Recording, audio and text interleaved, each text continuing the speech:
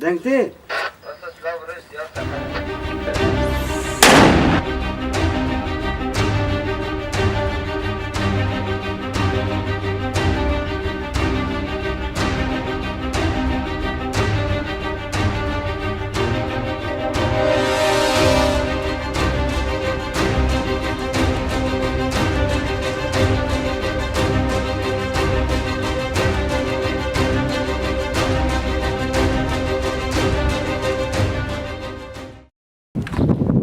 هاك قوات اليبكة في الرقة سوف نلحق داعش وبإذن الله منتصرين عليهم وأخذنا أكثر من نصرة منهم، والحمد لله الشباب كلها سباع وعزمنا بقوتنا قوة اليبكة والقصد سوف نطهرها من الدواعش الكلاب.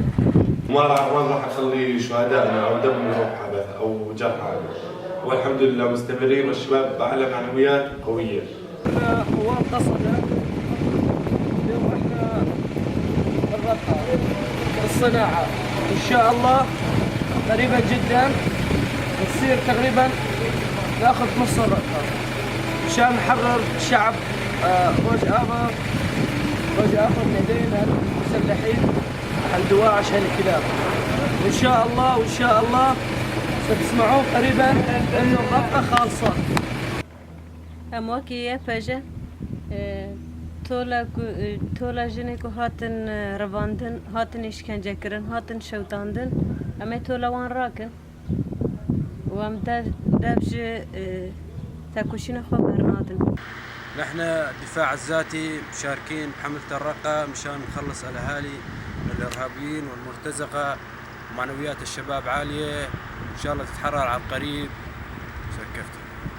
نحن هون قوات مجلس منبج العسكري مشاركين بحملة تحرير الرقة، تحرير أهالينا بالرقة. مثل ما حررنا منبج كمان راح نحرر الرقة. القوات عم تتقدم كل يوم بيوم، دائما في تقدم مستمر، معنويات الرفاق كلها عالية. العدو عم ينكسر كل يوم أكثر بأكثر، مع معنويات وإمدادات وقواته كلها ضعيفة كلها منكسرة. يعني المسألة مسألة وقت، وإن شاء الله تتحرر الرقة مثل ما تحررت منبج. نوعد أهالينا اللي بالرقة متواجدين بالرقة راح نخلصهم من داعش وراح نرجع لعندهم واستركب تيم بيجي برخدانة يبك. احنا قوات الأسايش لأننا حملة الرقة لنحرر أخواننا وأخواتنا من ظلم داعش، ونقول لأخواتنا وأخواتنا اللي جوا مع بأيادي داعش إن شاء الله راح نحرره قريبا إن شاء الله. وإحنا جايين هين مشان حماية الشعب، حماية المدنية، ومثل ما يقول إحنا أسايش، إحنا بس حماية المدنية وجايين مشان هالشيء. هذا هو جاي نساعد المدنية، وجاي نطلع المدنية من أيادي داعش ونحطها بأيادي أمينة عندنا، ووضعنا حيل كويس.